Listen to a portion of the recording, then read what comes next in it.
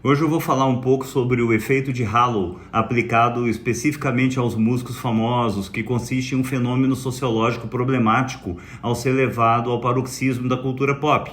É basicamente a ideia de que a excelência em uma área, composição, execução de um instrumento, voz afinada, performance de palco, por exemplo, transborda automaticamente para a sabedoria em tópicos complexos como geopolítica, economia ou ética social, o que é um absurdo enorme. É a sacralização do palco, o oráculo do microfone, a falácia da profundidade por osmose. E agora então, já explicando, a modernidade substituiu os filósofos pelos ídolos e os púlpitos pelos palcos, mundo afora. Vivemos sob a égide da idolatria da sensibilidade, em que a capacidade de emocionar o público através de uma melodia ou de um verso é erroneamente confundida com a capacidade de decifrar as engrenagens do mundo.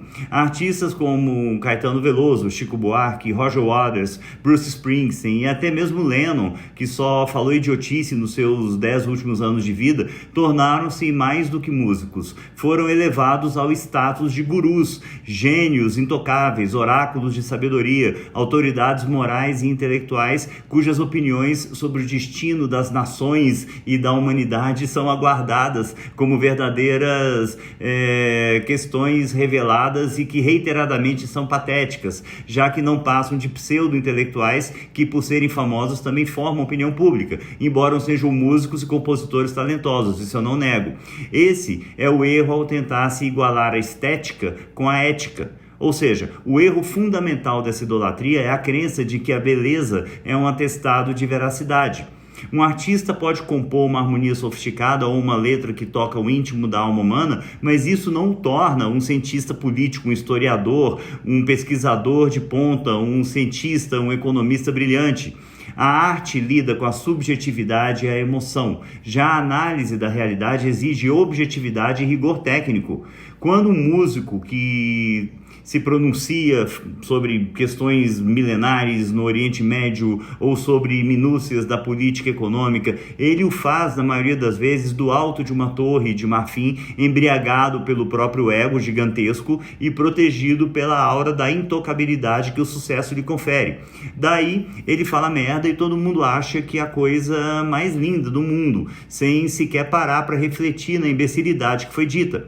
E depois disso tudo, a galera sai falando, Caetano é gênio, como ele é profundo. Profundo porra nenhuma.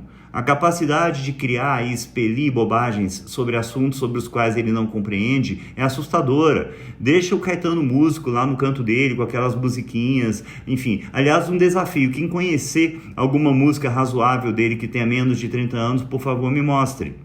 Muitas vezes o que é saudado como profundidade em artistas consagrados nada mais é do que a repetição de clichês ideológicos ultrapassados embalados em um vocabulário poético.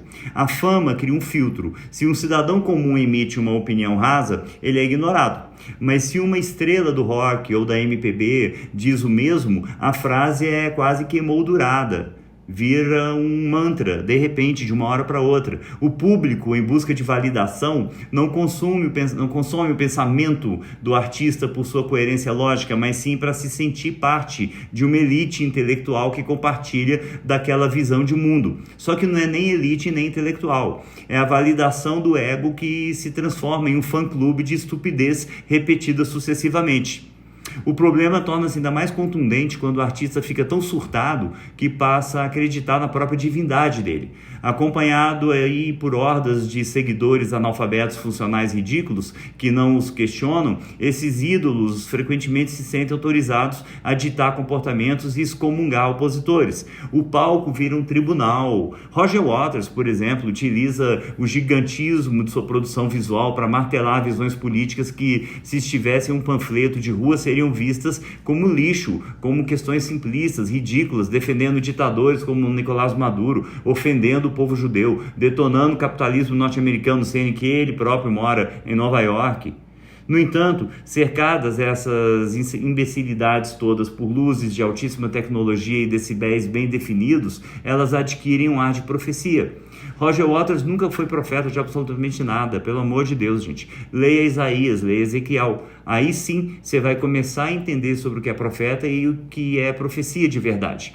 E quanto à responsabilidade do público nesse besterol? Total. A culpa dessa distorção não é apenas do artista que fala, mas do público que se ajoelha. Ao abdicarmos do nosso próprio senso crítico para adotar o pacote de opiniões do músico favorito, acabamos por transformar a arte, que deveria ser um instrumento de libertação e questionamento, em um novo tipo de dogma religioso sem pé nem cabeça.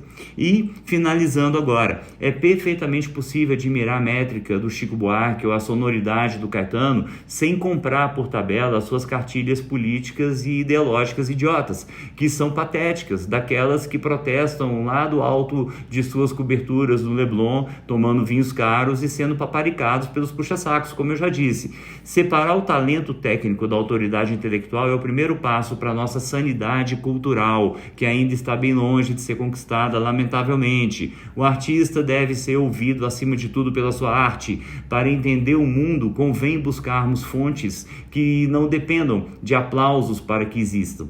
E isso é uma grande certeza. As verdadeiras fontes para a compreensão do mundo não dependem de espetáculos ou de aplausos.